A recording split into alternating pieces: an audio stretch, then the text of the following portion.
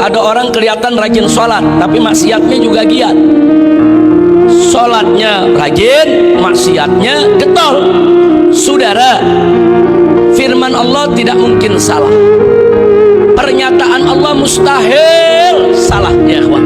Kalau Allah udah menyatakan sholat itu adalah benteng dari perbuatan keji dan munkar, mencegah dari perbuatan keji dan munkar, pasti sholat itu akan mencegah seseorang dari perbuatan keji dan munkar.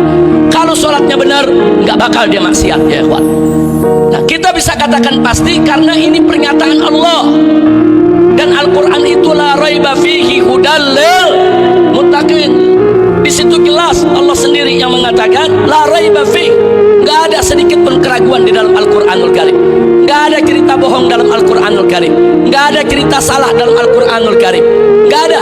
Kalau Allah sudah menyatakan begitu, pasti benar. Nah, lalu menjawab pertanyaan tadi, kalau orang sholat tapi masih tetap banyak maksiat, jawabnya pasti ada yang nggak beres dalam sholatnya, ya. Nah, jadi kita nggak usah menilai orang lain, nilai saja diri kita sendiri.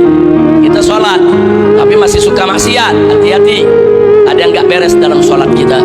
Coba diperiksa, mungkin syaratnya belum lengkap. Syarat sholat kan ada, syarat sholat menutup aurat, bersuci, ambil wudhu. Coba periksa wudhu kita bener gak?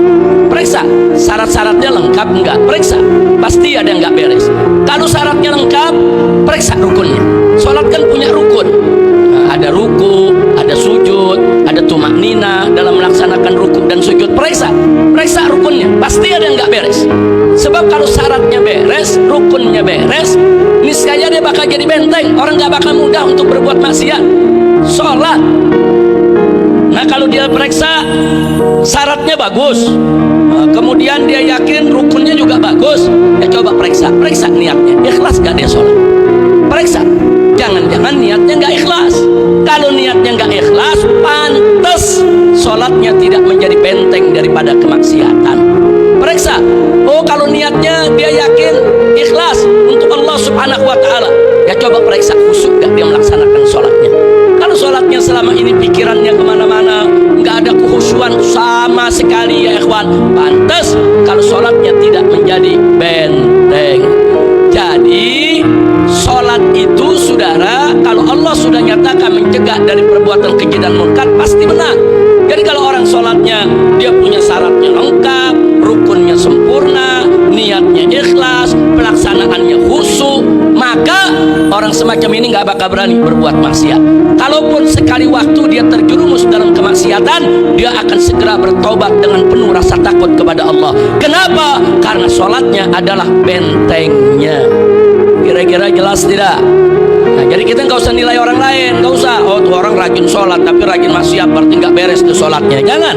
Kita nilai diri kita sendiri, ya. Kita lihat aja. Oh, saya rajin sholat 5 waktu, nggak pernah tinggal, alhamdulillah. Tapi kenapa ya? Kok saya masih suka maksiat? Kok saya masih suka berbuat munkar? Kenapa ya? Kok saya masih suka langgar-langgar syariat? Oh, ini berarti ada nggak beres dalam sholat saya nih. Kita periksa, ya. Kita periksa. Nah, kalau kita sudah periksa, nah insya Allah nanti ketemu di mana titik kelemahan kita punya sholat yang membuat kita masih kecolongan sehingga masih suka maksiat.